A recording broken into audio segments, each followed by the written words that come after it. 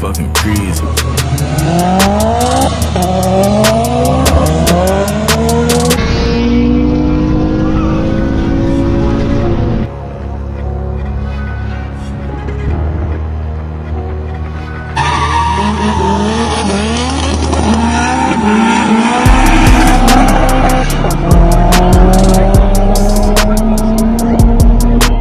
She do fucking crazy.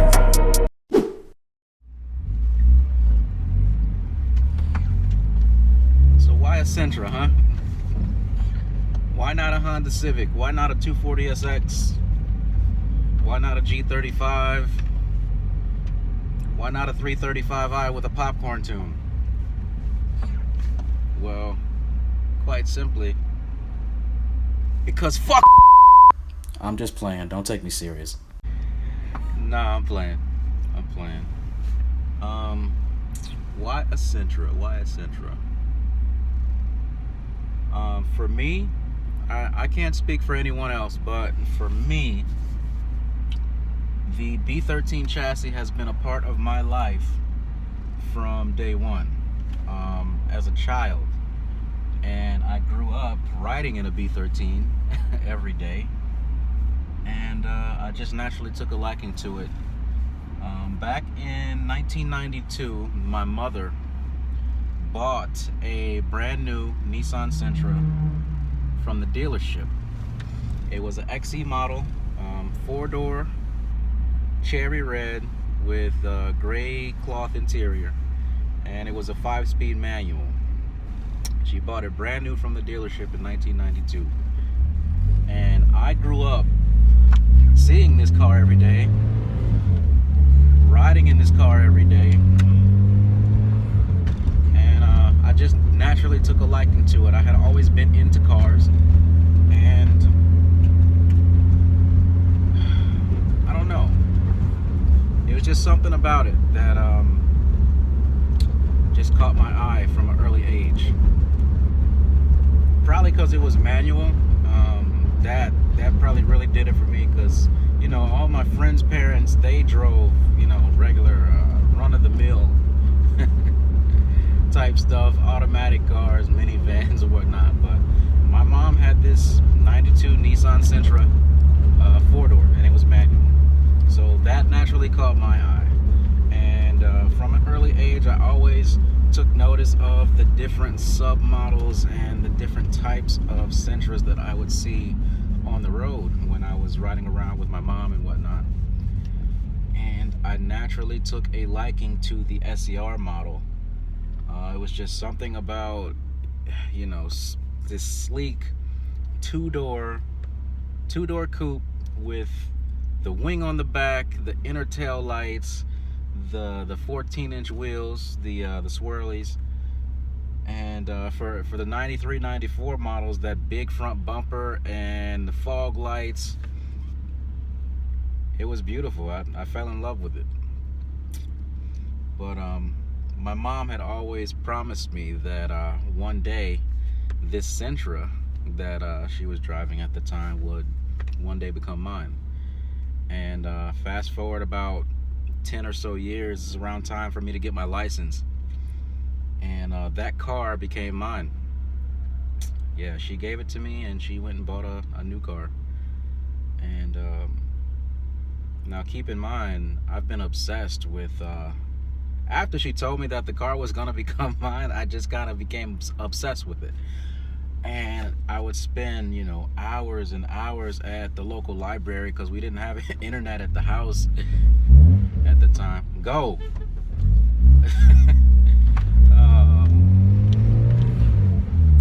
We didn't have internet at the house at the time,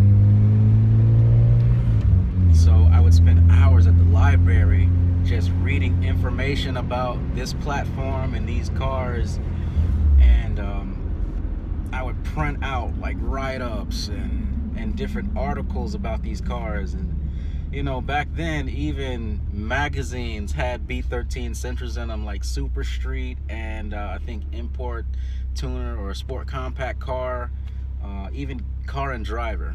The B13 Sentra, you would see these cars in, you know, publications like that. So I would spend all this time researching the different variations between the cars and how to make them perform better, or make them faster, make them handle better, and what have you. And I stumbled across this old website called ser.net. Some of you may know it, some may not.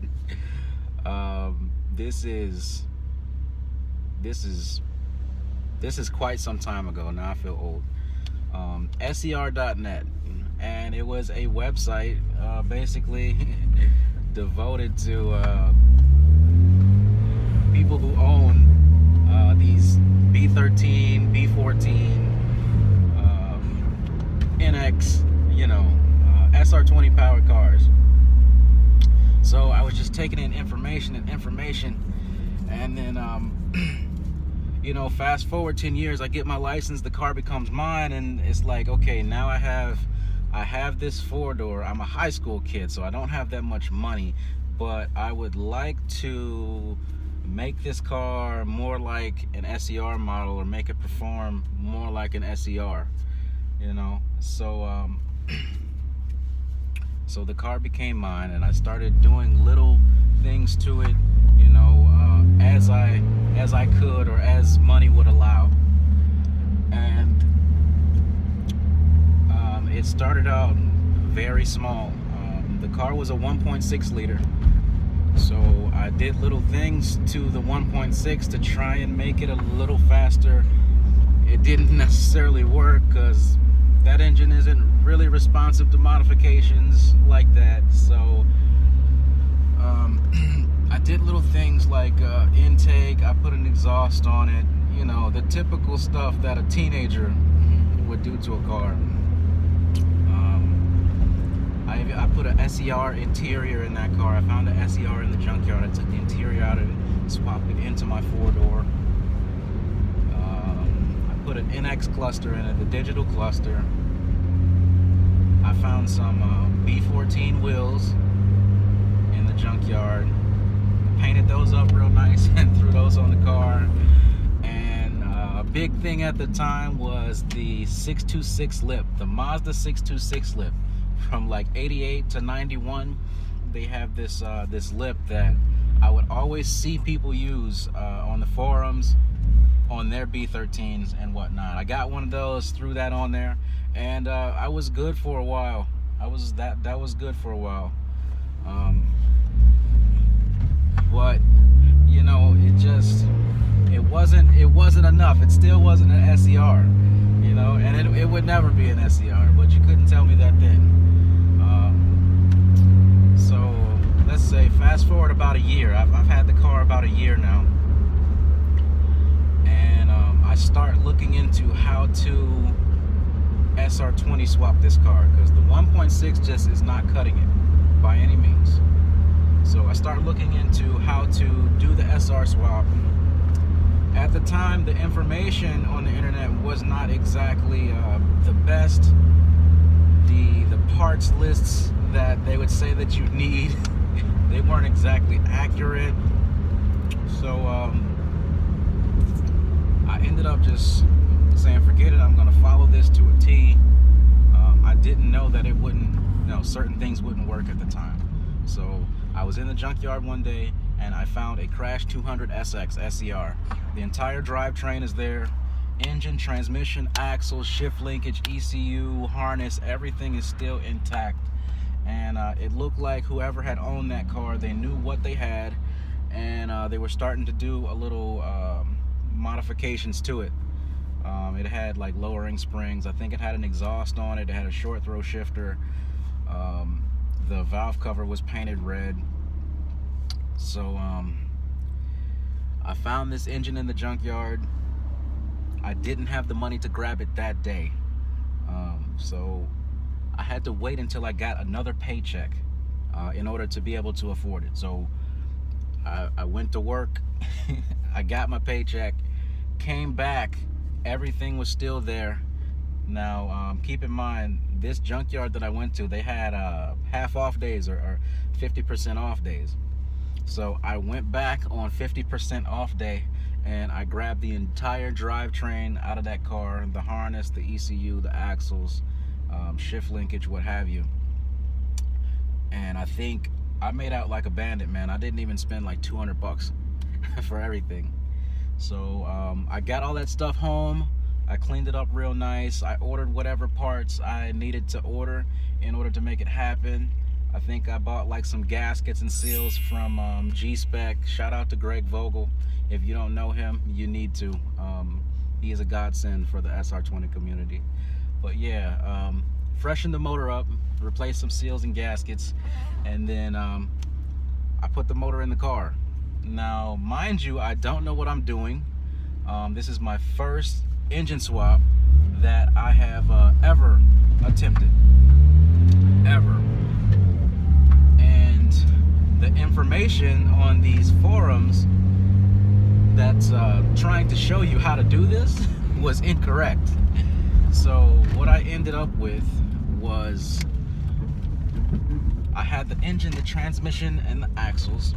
That was fine. That was gonna work.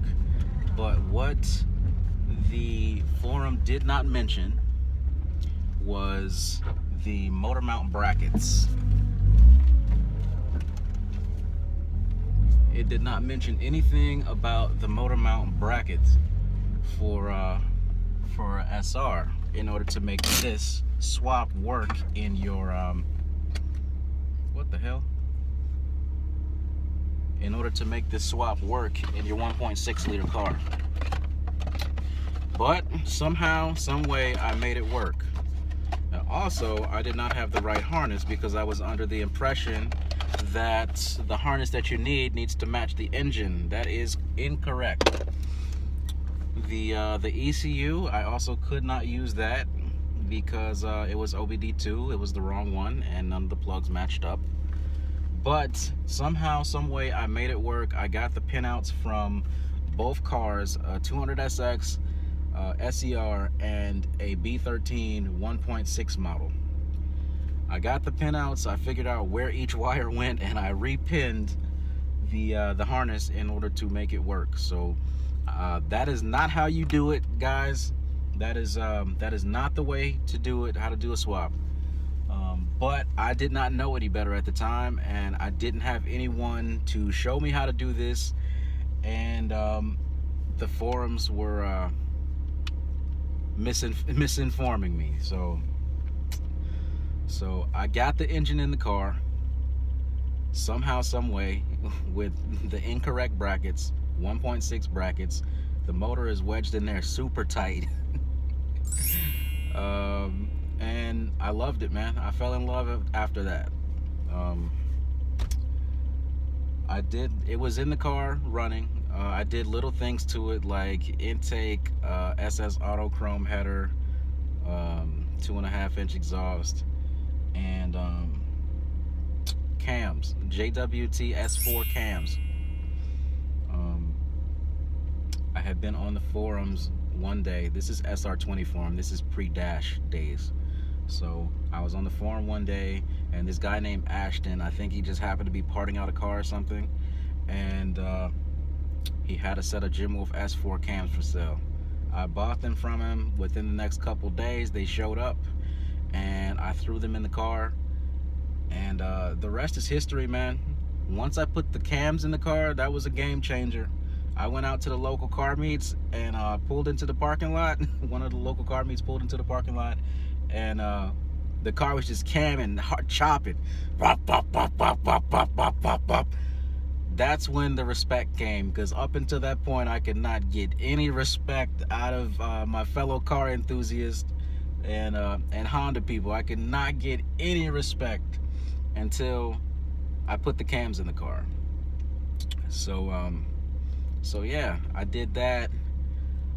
That car ended up having like 4 or 5 different motors in it over the years, just from doing stupid shit. Just it ended up boosted at one point.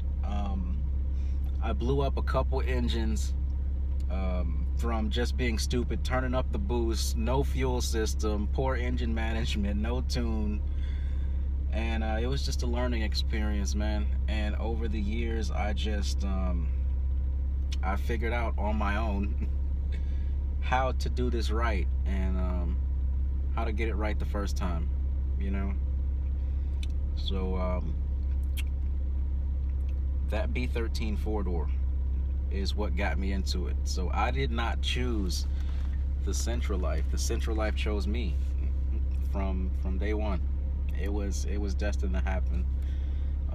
I went on to finally one day actually get a SER. I had moved down to Georgia. It was time for me to move out of my mom's crib, and I moved down to Georgia by myself. And when I got down here, I met a guy who was selling an SER, and the rest is history, man. For me, it's the community more than anything. It's like a brotherhood. It's more of a family than anything, really. The camaraderie that comes from owning a car like this is unparalleled, and I've never seen it in any other car community. Never in my life have I ever seen in any other car community the camaraderie, the brotherhood, the friendship that comes from owning one of these cars. Every year, once a year, they do a little something called the SR20 convention. And if you don't know about that, I encourage you to look into it or look it up.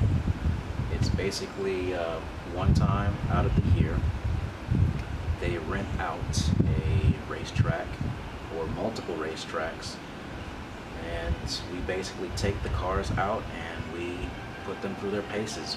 We have track days, and we take the cars out and we have a blast with them. Usually what they do is one day they'll do like a road course type event. The second day they'll probably do something like a drag racing or something of that sort. Usually the third day there will be like a car show, awards, and like raffles and stuff like that. And in between all that is the hotel shenanigans, where you're actually hanging out with the people that are behind these cars, you know, and you know, the OGs who, you know, were doing this like in the 90s. It's just really cool to hang out with and chop it up with some original SER owners like that, so that you can get inspired, you know. Let them, you know, listen to their stories about back in the day when they first got into this and stuff. It's time for the new generation, you know, to carry on the torch, per se. So it's always good to take in, you know, information from OGs and stuff. Hopefully that can inspire you to, you know, take your car or your build to the next level and stuff like that. But quite frankly, why a Sentra? I didn't choose the Sentra life. The Sentra life chose me, quite frankly. Yeah. And it's really crazy how it all just kind of happened and kind of fell together, you know. My first car was a Nissan Sentra, a B13, so I don't know. I guess it was just only right for me to fall into this this crazy community that these cars have, you know. I wouldn't trade it for the world, though. They're really great cars, and the community it's comprised of really great people from all walks of life, you know. And it's really great because this whole community, it's all about the cars, man. It doesn't matter what race you are, what creed you are, your religion, political affiliation. None of that shit matters, you know. It's all about the cars, and it's such a great family to be a part of. So if you've never been to an SR20 convention, I highly encourage you to at least try it one time. I swear you'll be hooked after that. Actually being at the racetrack and And some of you guys aren't into drag. Some of you guys are, you know, just into looks and stuff like that. That's why there's a car show. So, but just hanging out with like-minded SR20 enthusiasts, it doesn't happen. Usually, I would say 362 days out of the year, you have to explain yourself or try to prove yourself or deal with being excluded because you drive something like this and it's not the norm. It's not a Honda Civic, it's not a 240SX, it's not a scene car that people, you know, so much the copy and paste type you know, community.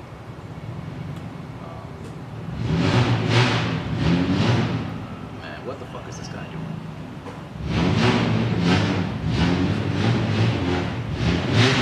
What the hell's going on?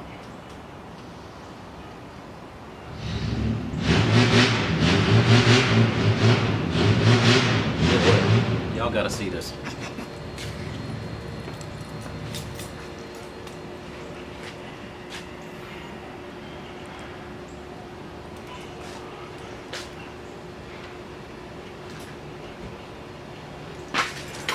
Jesus Christ. Oh, I'm trying to record here. What the hell's going on? So yeah, man, if you've never been to an SR20 convention, go just once. Go to experience it just once, and I swear you are going to fall in love with it. There's nothing like it, man. Hanging out with like-minded individuals who are into the same things that you are, and understand why you do what you do with these cars. There won't be any need to try to explain yourself per se or try to fit in. People will understand you. You know? So yeah, that's pretty much it, man. I did not choose the Sentra life. The Sentra life chose me. And yo, I'm in it for the long run, man. I've been doing this over 15 years now, and I'm probably gonna be doing it for another 15 years. It's very near and dear to me, and hopefully I can inspire other people to, you know, build those cars, man. Go all out with them, you know, go crazy, or keep them stock, you know, retain something original. But this platform never got the calling.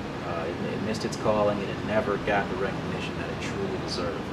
And I think that's why I really do it, is to, I don't know, to try and get the platform the recognition. To get the platform the recognition it truly deserves. That's it. You guys stay tuned for the 6-speed video. I am going to make the 6-speed how-to video, how to 6-speed swap your B13 from start to finish. I'm going to take you guys on that ride with me. I'm currently waiting on the P12 transmission. FedEx has kind of screwed me over on that one, but that's a whole nother video in itself. We're getting that sorted out right now. The last thing I need to complete that is the P12 trans and motor mount kit, which all that is going to get sorted out, and then I'll get to making that video. And I'll get to make that video for you guys.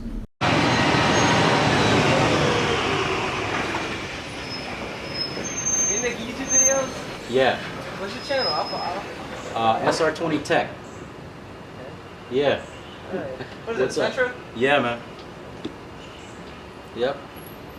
What you guys doing, man? Shit. I had to tell my brother's little E30, the little blue one. Oh, okay. Okay, I got you. Yeah. That's what's up. You got built SR in there? Yeah, it's a SR20 VE. Yeah. I had SR in my life. Oh, yeah? Yeah, S13, Sylvia. Oh, okay, okay. I got you. Yeah. Yeah. Is that SR20 Tech? Yep, SR20 Tech. Just started like 2 days ago, man. Gotta start somewhere. Yeah, man. Yeah, I put these cars together for people and stuff like that. Yeah, that shit's clean. Appreciate it. Cusco bar and everything. Yeah, man. It's something different, you know? Hey. Yeah. All right. Be easy.